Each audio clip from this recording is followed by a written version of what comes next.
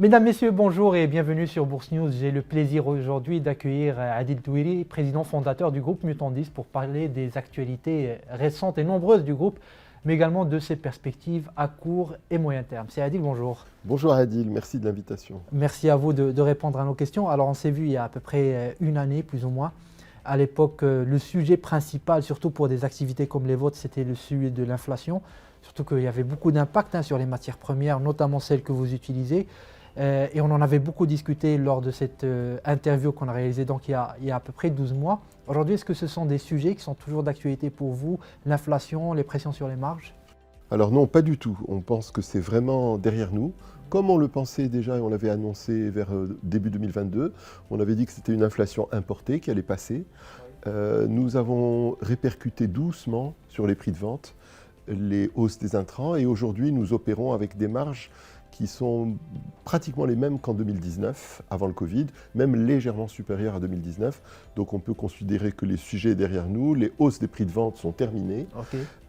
Les volumes consommés par les consommateurs ont un peu baissé juste après la hausse des prix de vente, mais maintenant sont repartis à la hausse. Donc on est reparti sur un régime d'avant Covid, avec une hausse régulière des volumes consommés, mais des prix de vente qui, eux, sont constants et des marges qui sont les marges normatives. Alors, des marges normatives, donc là, on évacue ce sujet-là de l'inflation.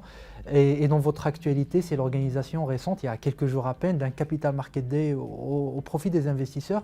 Déjà, c'est quoi ce concept? Alors, le Capital Market Day, c'est une pratique assez récente qui se développe dans les marchés développés, dans les marchés américains et les marchés européens. C'est une journée entière consacrée par une entreprise, c'est pour ça qu'elle s'appelle Capital Markets Day, une journée entière consacrée aux professionnels du marché qui sont invités, qui visitent en général des sites de production de l'entreprise ou des installations de l'entreprise et qui ensuite se voient présenter les ambitions et la feuille de route de l'entreprise. Donc l'entreprise présente ses objectifs dans 3 ans, dans 4 ans, elle explique sa stratégie, son positionnement, les choix qu'elle est en train de faire et l'impact financier qu'elle aura dans 3 ou 4 ans. Je dois préciser que c'est effectivement réservé aux professionnels du marché. Nous avions environ 75 professionnels présents, ce qui est très bien. Et par contre, nous avons mis en ligne, dans notre site web, le document qui a été présenté à tout le monde pour que tous les investisseurs soient mis sur un pied d'égalité. Et nous l'avons mis en ligne pratiquement à la minute pendant laquelle la présentation était faite. Très bien, alors bravo pour cet effort. On aimerait bien le voir vraiment chez plein d'entreprises, pour ne pas dire toutes. Et qu'est-ce que vous avez proposé justement comme indicateur aux investisseurs ce jour-là? Alors, on leur a montré, après leur avoir montré comment fonctionnait de l'intérieur, comment on choisissait les futures catégories dans lesquelles on allait rentrer, comment chacun des patrons de catégorie développait sa catégorie, on leur a donné des ambitions avec beaucoup de précautions oratoires. Les ambitions chiffrées qui ont été données sont des ambitions à périmètre constant, c'est-à-dire en supposant qu'on achète aucune autre activité ou qu'on ne vende aucune activité. Les ambitions sont également présentées au cours des matières premières que nous constatons aujourd'hui. On ne fait pas de pari sur les matières premières en 2027. Et il en a résulté, si vous voulez, une feuille de route qui nous emmène de 2,2 milliards de chiffre d'affaires l'an dernier à 2,7 milliards de chiffre d'affaires en 2027, qui nous emmène d'un EBE d'environ 280 millions l'an dernier si on enlève l'activité qu'on a vendue. Donc avec le périmètre actuel, un EBE de 280 millions deviendrait autour de 400 millions d'EBITDA, d'excédent brut d'exploitation si vous voulez, et le résultat net passerait d'environ 118 millions l'an dernier si on enlève l'activité qu'on a vendue, de 118 millions à 200 millions. Donc on aurait un quasi doublement du résultat net entre 2023 et 2027, à prendre avec précaution. Très bien. Alors justement, en parlant de ces activités, de l'activité que vous avez cédée à CMB Plastique, n'est-ce pas? C'était il y a quelques mois aussi, vous avez fait le closing. Si on regarde l'activité de Mutandis depuis le Covid et qu'on enlève peut-être l'année 2022 où il n'y a pas eu de transactions, ou 2021 peut-être, chaque année, vous avez une opération de croissance externe ou en tout cas de changement de périmètre. Cette année, il y a eu beaucoup de changements aussi avec sortie de CMB, entrée de Heinifran. Est-ce que vous pensez que vous allez continuer à regarder de manière très agressive, opportuniste, des opportunités de croissance externe ou maintenant vous allez arrêter un peu sur ce type de croissance? C'est très ouvert parce que ça ne dépend pas de nous.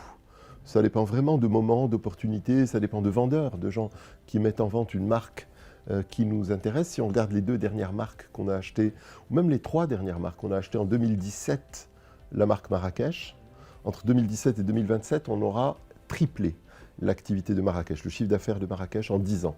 Donc on est très heureux d'avoir acheté Marrakech. En 2021, on a acheté Season. Season, on l'a acheté, elle faisait 65 millions de dirhams de BE. Là, elle en fait 90, 95, 2 ans et demi après. Donc on est très content de Season. Et Ain Ifran, bon, elle vient d'arriver, on va la développer progressivement. Donc ensuite, est-ce que quelqu'un va venir nous offrir ou nous proposer une marque qui toujours doit être dans la propreté ou dans l'alimentaire ou dans les boissons, hein? Nous sommes dans ces 3 macro-catégories que l'on trouve chez l'épicier, en fait, hein. Notre univers, c'est ce qu'on peut acheter chez l'épicier. Donc à ce moment-là, on regardera avec précision. Mais les équipes sont plutôt focalisées maintenant sur dérouler les plans de croissance de chacune des 4 grandes catégories que nous présentons, y compris l'Amérique, que nous distinguons à part. Donc dans ces 4 grandes catégories, on développe chaque produit, on exécute les business plans, on utilise des usines toutes neuves qui viennent d'être inaugurées, qui sont très belles et qui ont de la capacité, qui vont nous permettre de croître pendant les 3-4 prochaines années en ayant très peu de capex, très peu de dépenses d'investissement. Très bien.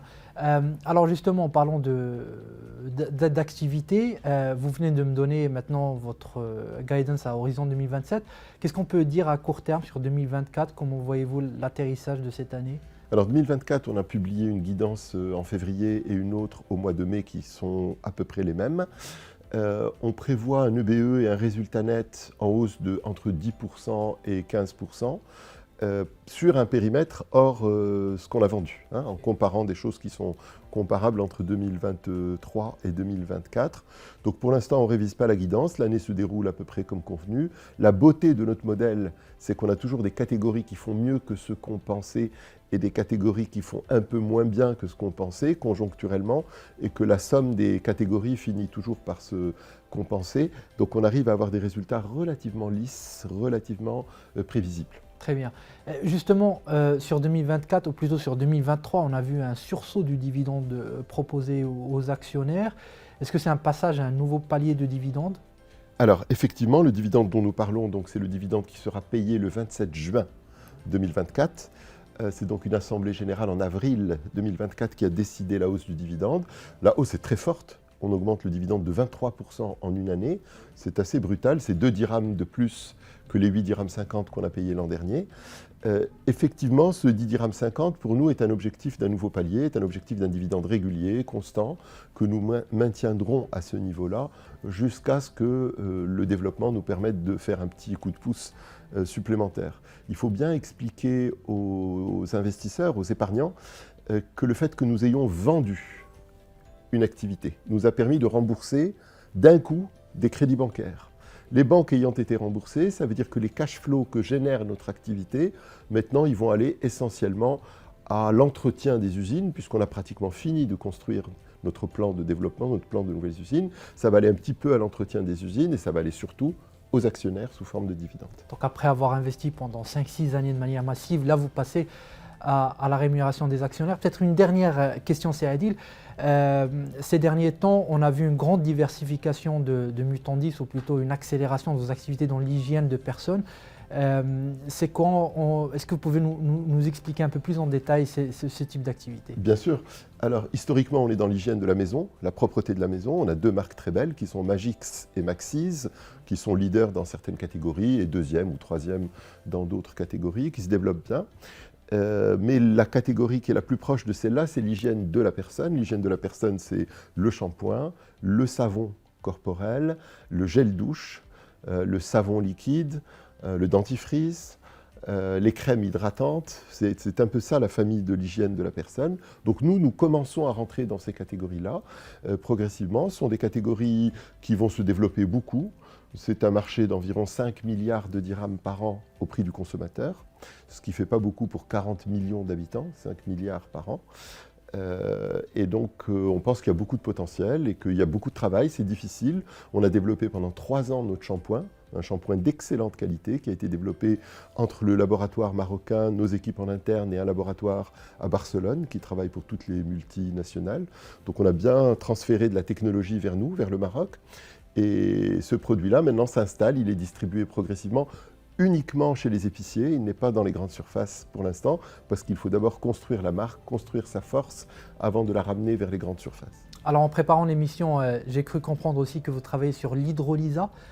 C'est un nouveau produit et vous nous aviez parlé déjà, en étant un projet un peu lointain, il y a quelques mois en conférence de résultats. Où est-ce que vous en êtes sur ce sujet-là? Alors l'usine qui va produire des hydrolysas est une usine à Dakhla.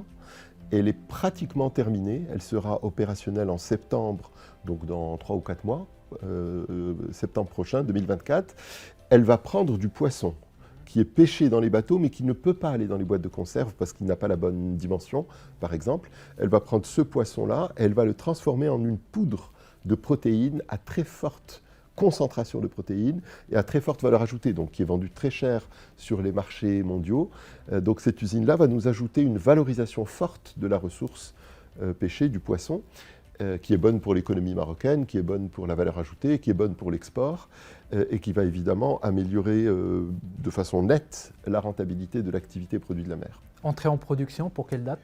Alors les tests pour le 4e trimestre et Inch'Allah les livraisons à des clients internationaux dès 2025, dès janvier 2025. Bah écoutez, merci beaucoup pour ce tour d'horizon et je vous dis à quelques mois peut-être pour faire un nouveau point sur l'activité de Mutant 10. Merci. Merci beaucoup Saadil, merci.